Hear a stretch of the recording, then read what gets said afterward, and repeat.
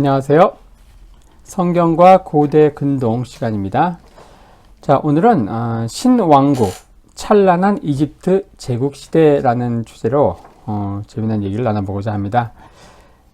이집트 역사의 개괄 도표인데요. 이집트는 이제 고왕국, 이 고왕국이 무너지고 제1차 혼란기, 중앙조가 다시 통일하고 이게 무너지고 이제 2차 혼란기, 그리고 신왕국이 다시 통일하고 3차 혼란기, 이 바로 고대 이집트 역사를 이제 1왕조에서 31왕조까지 이어진 역사를 이렇게 개괄적으로 나누는데요. 자, 이 중에서 특별히 제1혼란기, 제1중간기 이때에 바로 기근으로 아브라함이 이집트를 방문하는 스토리가 이제 이 시대를 배경으로 펼쳐지고, 그리고 중왕국 시대를 배경으로 요셉이 노예로 팔려가고 또 총리가 되고 야곱의 권속들이 이집트에 이주하게 되고 하는 스토리가 바로 중왕국 시대를 이제 배경으로 하죠. 그리고 바로 이 제2혼란기에 특별히 이제 힉소스 왕조 시대에 이스라엘 백성들이 노예로 강등되는 스토리, 뭐 이런 것들을 한번 이렇게 살펴보았습니다. 자, 오늘은 이제 특별히 신왕국, 이집트 고대 역사에서 가장 위대한 찬란한 제국 시대로 알려진 바로 신왕국, 18, 19왕조로 이어지죠. 이 18왕조의 에이스가 바로 많이 들어보셨을 겁니다. 투트모세 3세, 그리고 19왕조의 에이스가 바로 람세스 2세가 되지요.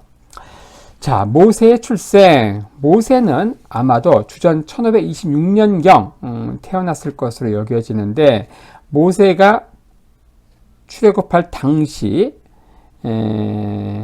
80세였죠. 80세. 출애굽이 언제 일어나는가? 대략 주전 1446년이라는 거죠. 그러니까 거기서 1446년에서 80년을 거꾸로 하게 되면 주전 1526년경, 이때 모세가 태어난 것으로 여겨집니다. 이 당시는 18왕조의 파라오 가운데 초기의 파라오인 투트모세 1세 통치기로 여겨지고요.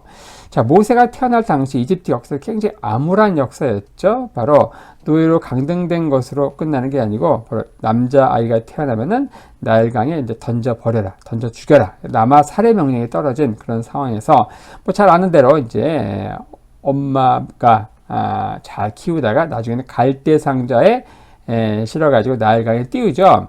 그리고 때마침 이집트 공주가 나일강에 목욕하러 왔다가 모세를 건져주고 자신의 아들로 키우는 뭐 그런 이야기가 성경에 나옵니다. 이집트 공주가 아마도 투트모세 1세의 딸인 핫셉수트일 것으로 이제 성경학자들은 이야기합니다. 이 투트모세 1세의 딸, 핫셉수트라는 것이죠. 이 핫셉수트는 이제 딸이 하나 있었는데, 네프루레라고 하는 딸. 근데 그 딸이 일찍 죽어서 이 모세를 이제 양자로 입양해서 모세에게 집중 투자를 이제 했을 거예요. 그에게 최고의 교육을 시켰을 텐데, 사도행전 7장 22절 스테반의 그 설교 가운데 이런 말이 있죠. 모세는 애굽의 학술을 다 배웠다, 이런 표현이 있습니다. 자, 모세가 이제 왕궁을 떠나서 미디안 광야로 도망가는 이야기, 이게 이제 40세에 일어난 일이죠. 모세가 40세. 그때는 대략 주전 1486년경으로 보이고, 자, 이때는 이제 핫셉수트가 대비로서 섭정을 하고, 실제 왕은 투트모세 3세의 통치기였던 그 시기에 모세가 미디안 광야로 도망갔을 것으로 여겨지고요. 그리고 자신의 히브리 혈통이 밝혀진 이상 정적, 투트모세 3세로부터 위협이 닥칠 수밖에 없었던 상황인 것이죠. 자, 그러다가 광야 40년을 보내고 이집트로 다시 귀환을 하게 되는데, 이때가 이제 주전 1446년경 말씀드린 대로 아멘호텝 2세 통치기로 여겨집니다. 자, 모세와 파라오의 잦은 회담. 자, 아멘호텝 2세 때 출애굽이 있었다고 했는데, 자, 모세가 이 파라오를 쉽게 만나죠. 자주 만나서 이렇게 회담을 하는데, 자, 이스라엘 백성들이 이제 거주했던 것은 바로 북부에 있는 고센 땅이었다. 그래서 이 파라오와 모세는 분명 이 삼각주, 이집트의 그 북부에 있는 삼각주에서 만났을 텐데, 자, 그렇다고 하면은 여기서 이 투트모세 3세나 이 아멘호텝 2세, 출애굽 당시에 파라오였던 이들이 삼각주에 거주했는가의 문제가 제기됩니다. 왜냐? 이 18왕조의 수도는 바로 테베거든요. 바로 테베. 이스라엘 백성들이 거하는 곳이 바로 고센, 나일강 삼각주 이쪽 여기에서 이제 모세와 파라오가 계속 왔다 갔다 하면서 잦은 회담을 하게 되는데 이 18왕조의 그 수도가 바로 테베였다는 거예요. 테베. 그래서 이렇게 너무 머니까 어떻게 자주 만났을까? 이걸 이제 어떻게 추정을 하는가? 자, 바로 이 세 가지 이제 이유를 들어서 이제 이걸 설명을 합니다.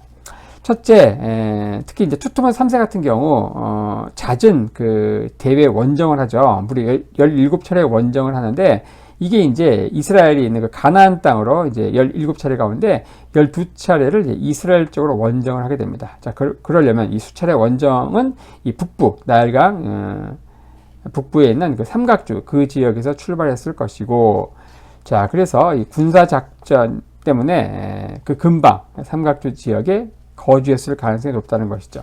자, 그 다음에 두 번째로 이 삼각주, 이 지역은 왕의 어떤 그 임시 거주지로서도 장점이 상당히 많다. 자, 왜냐? 이 지역은 굉장히 비옥한 농경지이고요. 기후적인 면에서도 여름철, 이 상부 이집트 테베 이 지역은 굉장히 폭염으로 인해서 엄청 견디기 힘들죠. 하지만 이 삼각주 지역은 그나마 이제 반가운 어떤 그 피난처 역할을 이제 했을 것입니다. 약간 서늘하기 때문에. 자, 그래서 이제 이쪽에 왕의 임시 거처, 뭐 벨궁 이런 것들이 있었을 것이다 이렇게 추정을 합니다. 그리고 세 번째로 투트모세 3세의 그 후계자인 아멘호텝 2세가 바로 멤피스에서 출생했다고 이제 기록이 있습니다. 멤피스. 바로 멤피스가 어디입니까? 바로 멤피스는 여기잖아요. 여기. 바로 멤피스 여기에서 이제 출생을 했으니까 바로 왕자가 이 북쪽에서 태어났다면 투트모세 3세도 그곳에 왕궁 내지는 뭐 벨궁이 있었을 것으로 충분히 유추할 수 있다는 것이죠. 자, 이렇게 하면서 18왕조의 수도가 비록 하부에 있는 바로 이제 남쪽에 있는 테베이지만 북쪽에 있는 삼각주 그 지역에서 이스라엘 땅에 거주하는 그 고센 그 지역에서 잦은 이제 모세와 파라오의 잦은 회담이 있었던 것도 이렇게 설명이 가능하다는 것이죠.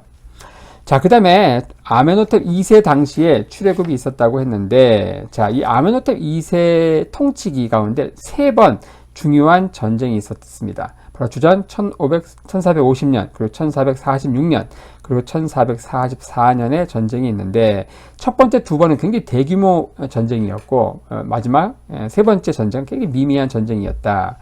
근데 이게 이 아멘호텝 통치기의 거의 초기, 7년 이내에 있고요. 그 이후에는 대규모 전쟁 자체가 전무했습니다. 근데 이 이집트 역사 기록에 의하면은 이 아멘호텝 2세는 굉장히 무용담을 즐기고 또 전사로서 자부심이 굉장히 강한 인물로 묘사하고 있습니다. 특히 그의 아버지가 바로 고대 이집트 역사에서 나폴레옹이라고 하는 그 별명을 갖고 있는 굉장히 전사로서의 그 아버지거든요. 그런 투트모세 3세를 롤 모델로 했다고 하면은 아멘호텝 2세 역시 원래 기질적으로도 무용담을 즐기고 전사로서 자부심이 강한 인물이라고 하면은 잦은 전쟁을 했을 텐데 이런 인물이 바로 이렇게 일찍 전쟁을 중단한 이유가 무엇일까? 뭐 이런 것들을 가지고 이 시기에 이제 그 있었던 출애굽 사건을 고려하지 않고는 좀 이해 불가한 면이 있습니다. 그러니까 아멘호텝 2세는 이스라엘을 추격하다가 600여승의 전차 그리고 이집트의 주력 군대가 전부 홍해에 수장되는 치욕을 겪게 되죠. 자, 이집트 주력군이 완전히 괴멸된 상태에서 그 이후에 어떤 대규모 전쟁이 현저하게 줄어들 수밖에 없었던 이런 상황들을 설명이 가능하다는 것입니다. 자, 그리고 장자재앙, 10가지 재앙 가운데 마지막 재앙인 장자재앙. 자, 이 아멘호텝 2세 당시에 출애굽이 있었다고 하면은 바로 이 아멘호텝 2세의 장자, 그 아들이 이제 10번째 재앙인 장자재앙으로 죽었겠죠. 자, 근데 바로 이걸 또 유추할 수 있는 또 재미난 또 에피소드가 이집트 역사 기록에 남아 있는데 바로 아멘호텝 2세의 후계자는 누굽니까? 바로 투트모세 4세입니다. 이 투트모세 4세와 관련된 그 이야기가 바로 스핑크스, 이집트 이제 기자에 있는 스핑크스, 피라미드 옆에 있는 스핑크스 그 앞발 사이에 작은 그 석비가 있는데 그 석비에 새겨진 내용 가운데 이런 게 있습니다. 자, 그 석비 내용을 통해서 이 아멘호텝 2세 출애굽 당시 파라오였던 그 아멘호텝 2세의 장자의 죽음에 대한 증거로서 바로 이 기자에 있는 그 스핑크스, 그 앞발 사이에 있는 그 석비의 기록이 종종 증거로 인용이 되죠. 이 기록에 의하면은 이 투트모스의 4세가 스핑크스 주변에서 사냥을 하다가 이제 졸았대요. 그러다 꿈을 꿨는데, 그때 꿈에서 태양신 아몬레가 스핑크스 주위에 있는 그 모래를 치워달라 요청을 했다고 합니다. 투트모스 4세한테 꿈에서 만약에 내 부탁을 들어주면 내가 너를 왕이 되게 해주겠다고 약속을 했다는 거죠. 깜짝 놀란 이 청년은 그 요청에 응했고 결국 왕이 됐다는 건데, 여기서 암시하는 바는 분명하죠. 자, 이 투트모스의 4세는 장자가 아니기 때문에 왕위에 어떤 희망이 없었다는 겁니다. 뭐 장자로서 뭐 세자였다 그러면은 이제 너를 왕이 되게 해주겠다 하는 약속 자체가 의미가 없죠. 장자가 아니었기 때문에 왕위의 희망이 전혀 없었던 그에게 바로 꿈에서 태양신이 스핑크스 주위에 모래를 치워주면 왕이 되게 해주겠다 이렇게 약속을 했다는 겁니다. 당시 기록에 의하면은 이 아멘호텝 2세의 장자는 바로 웨벤세누스라고 하는 인물이었다고 해요. 그러니까 이 사람이 죽고 원래는 장자가 아니었던 이 투트모스 4세가 그 뒤를 이어서 후계자가 된다는 것이죠.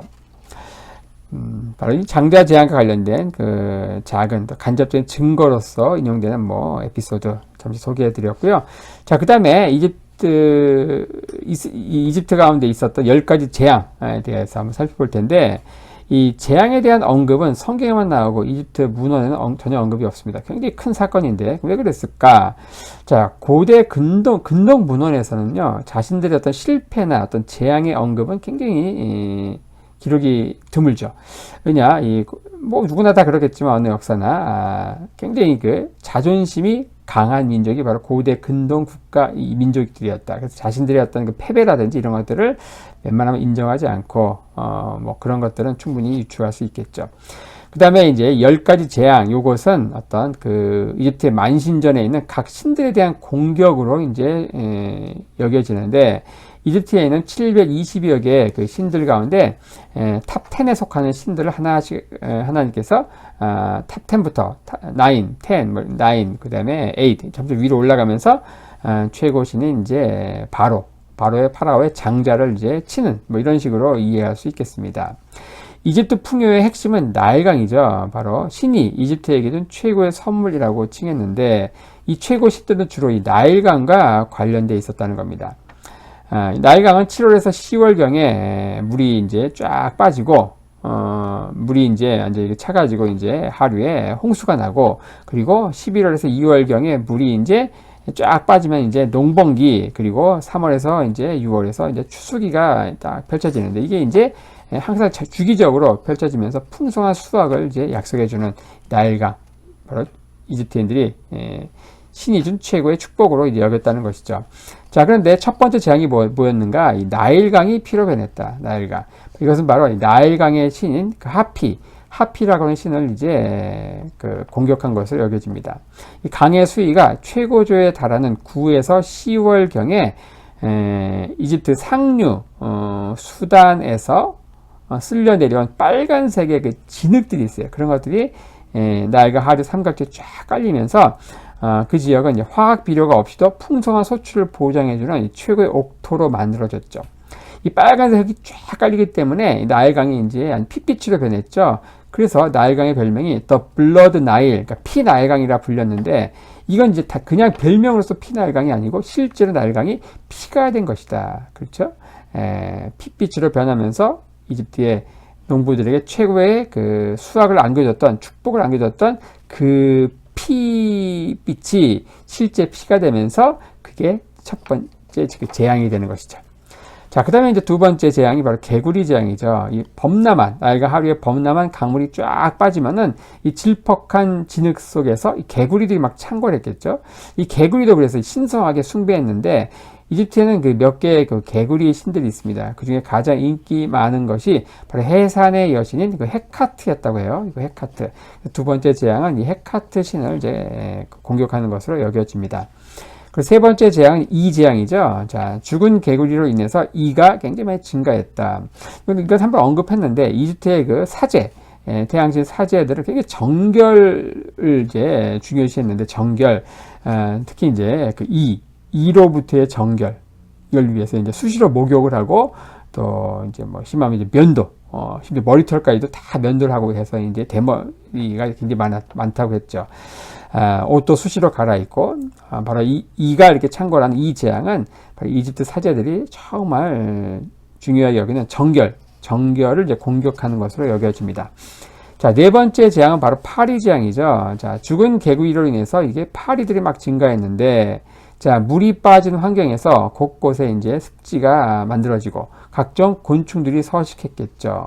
그래서 이집트에는 각종 곤충의 신들이 있었는데 또 신들이 곤충의 모양인 경우도 좀 많이 있었습니다. 근데 그 중에서 특별히 이제 우리말 성경에 이게 파리로 번역되어 있지만 약간 풍뎅이에 가까운 그 곤충이 있습니다. 이게 이제 그 질퍽한 그 진흙 토양위를 팔딱팔딱 뛰어다니면서 어떤 이상한 자국을 이제 거기에 남기는데 그게 이집트인들이 당시 사용하던 그 신성 문자, 그 상형 문자와 비슷한 자국을 이 풍뎅이가 남겼다는 거예요. 그래서 이 곤충이 어떤 그 신의 언어를 아는 곤충이다. 그래가지고 이 곤충을 신성시하면서 섞였다는 거예요. 그리고 네 번째 재앙, 우리말 성경 파리 재앙으로 번역되는 이것은 바로 이것을 공격한 것으로 여겨집니다. 그리고 다섯 번째 재앙은 이제 바로 이 가축들에게 임한 악질 재앙이죠. 자, 개구리 사체와 습한 대지 환경에서 각종 세균들이 번식했겠죠. 그리고 이제 이집트에는 많은 신들이 이 가축의 형상을 하고 있다. 이 세균들이 이제 가축들을 막 공격하는데, 자, 특히 이제 이집트의 신들이 가축의 형상을 하고 있고, 특히 이제 그 소 형상을 갖고 있는 신들이 많습니다. 그 중에는 대표적인 게 사랑의 여신 그 하토르, 요것은 이제 암소의 형상이고, 그리고 신성한 아피스 신은 이제 황소의 이제 그 형상을 갖고 있는데, 우리가 이제 이집트에서 나온 이스라엘 백성들이 바로 시내산에서 금송아지 우상을 섬기는 뭐 이런 것들을 통해서도 바로 소 형상과 관련된 그 신들의 이야기의 배경을 대충 유추할 수 있습니다.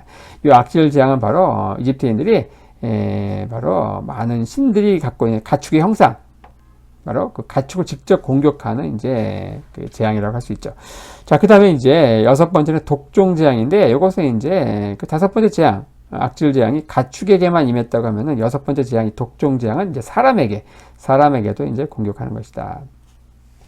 이제는 사람에게도 전염병이 막 창궐하는 거죠. 막 피를 빠는 이 곤충들은 이런 뭐 포도상 구균이나 폐열병, 이 탄저병 등을 막 유발하면서 각종 이런 그 전염병이 이제 유행을 했다. 지금 우리가 뭐 코로나 바이러스로 인해서 이렇게 전 세계가 힘든 것도 큰 재앙이잖아요. 각종 이런 그 세균들이 인해서 이제 사람들도 전염병이 막 걸려서 이제 나가 떨어지는 상황이 펼쳐진 것이죠. 자, 일곱 번째 재앙은 이제 우박 재앙이죠. 자, 이집트에는 20년 주기로 이 골프공만한 이제 우박이 떨어졌다고 하는데, 이게 이제 막 주기와 상관없이, 그리고 더 규모가 큰 우박이 막 하늘에서 떨어지는 거예요. 이 우박으로 인해서 이제 당시 2월경에 이제 수확을 하는 이제 아마, 그리고 보리, 이런 것들이 이제 큰 피해를 입었다고 합니다. 이 아마, 이걸 이제 가지고 이제 이집트인들이 미라 이렇게 싸는 그 세마포 천을 만들었는데, 이것이 이제 큰 피해를 입었다. 이집트의 농작물을 공격했던 이 재앙은 바로 풍부한 농업 생산력을 이제 이집트가 자랑하잖아요. 그걸 강타하는 것이고, 이 농업 생산을 책임지는 레, 그리고 오시리스에 대한 공격으로 여겨집니다. 그리고 이제 여덟 번째 재앙은 메뚜기 재앙이었고요. 근데 아홉 번째 재앙은 흑암 재앙. 바로 뭐니 해도 최고신은 태양신 아몬 레죠. 바로 근데 이 태양이 빛을 잃는 이 흑암 재앙으로 인해서 이집트 사람들은 유달리 이제 공포에 떨게 했던 재앙이 바로 이거였죠. 이집트는 뭐 구름 한 점 없는, 그래서 이제 구름으로 태양이 가리는 일도 매우 드물었기 때문에 태양의 빛을 잃는 이런 거는 굉장히 공포를 이제 유발할 수밖에 없었겠죠. 이집트는 40년에 한 번씩 이 사하라 사막에서 불어오는 이 로에스라고 하는 이 활석 탁가루 같은 먼지 바람이 있었거든요. 그게 쫙 깔리면은 태양이 일시적으로 빛을 잃는 경우가 있었는데, 이건 주기와 상관없이 태양이 빛을 잃는 거예요. 그럼 무슨 뭐 일식이 아니었는가 이렇게도 생각할 수 있는데, 이집트는 굉장히 그 천문학이 발달했기 때문에 일식이라는 것을 알았어요. 일식의 그 현상을 알았습니다. 그래서 일식을 뭐 전혀 두려워하지 않았죠. 그러니까 일식도 아닌 것이, 그리고 로에스 사막의 로에스, 우리 황사나 뭐 이런 바람들, 그걸로 인해서 이제 태양이 참 일시적으로 빛을 가리는 그런 현상도 아니고, 완전히 태양이 빛을 잃는 흑암 재앙으로 인해서 이집트인들은 굉장히 공포에 떨게 되었다는 겁니다. 자, 그리고 이제 마지막 이제 재앙이 장자 재앙이죠. 이것은 바로 살아있는 신인 파라오를 직접 공격하는 것이다. 다른 모든 장자들이 다 죽어나가죠. 그래서 하지만 이런 가운데 신왕 으로 여겨진 파라오나 천한 신하들이나 별로 뭐 다를 게 하나도 없는 이런 상황들, 이게 이제 보여주는 게 바로 장자재앙이라고 할 수 있습니다. 자, 이런 배경에서 이제 그 출애굽 당시에 있었던 10가지 재앙, 이런 것들을 살펴봤는데, 자, 이 시기에 있었던 18왕조의 파라오를 간략히 한번 살펴보겠습니다. 자, 투트모세 2세, 이 투트모세 2세는 자기의 아내이자 이복 누이였던 하셉수트 사이에서 자식이 없었어요. 그리고 자신은 굉장히 병이 약해서 일찍 죽죠. 그래서 결국 둘째 부인이 낳은 투트모세 3세가 즉위하게 되는데, 이 사람은 얘는 이제 미성년자예요. 그래서 누가 통치하게 되는가? 하셉수트가 대비로서 22년 섭정을 하게 되죠. 그러니까 이제 계모죠, 계모. 투트모세 3세의 계모가 바로 하셉수트다. 미성년자였던 투트모세 3세의 어떤 그 대비로서 22년 섭정을 하는 건데, 너무 오랫동안 섭정을 한 거예요. 한 살 때 투트모세 3세가 파라오가 됐다 하더라도 22년 했다가 이미 이제 어른이 됐잖아요. 물러나야 되는데 물러나지 않는 거예요. 그래서 그는 아마도 이렇게 자연사보다는 암살됐을 가능성이 높다, 뭐 이렇게도 또 이야기합니다. 자, 그의 통치가 굉장히 화려한 통치기였고요. 하셉수트는 이제 그의 통치기는 대원정, 전쟁 이런 것들이었고, 어떤 평화의 시기였다. 평화의 시기였다. 그렇게 이제 학자들이 많이 이야기하죠. 하지만 그 뒤를 잇는 그 투트모세 3세 때는 이집트 역사상 이제 가장 위대한 파라오로 여겨지는 투트모세 3세. 그는 무려 17차례 대외 원정을 이제 감행하면서 이집트를 대제국으로 건설합니다. 그래서 그의 별명이 바로 고대 이집트 세계의 나폴레옹이다, 이런 별명을 갖고 있죠.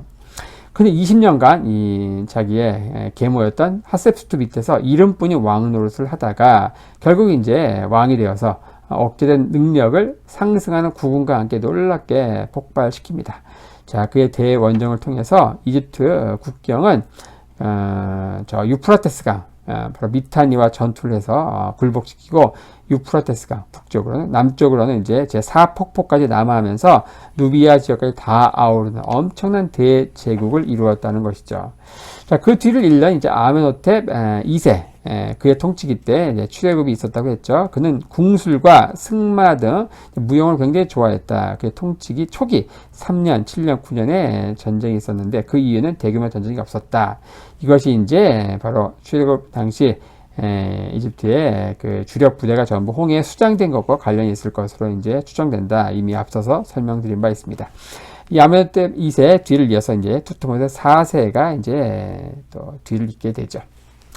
자, 이렇게 하면서 이집트 역사에서 가장 위대한 시대로 여겨지는 이제 제국시대 신왕국의 역사, 또 그 시대를 배경으로 펼쳐진 것으로 여겨지는 모세의 탄생과, 그리고 모세의 영도와 이루어졌던 출애굽의 역사, 또 출애굽 있기 직전에 있었던 10가지 재앙에 대해서 한번 살펴보았습니다.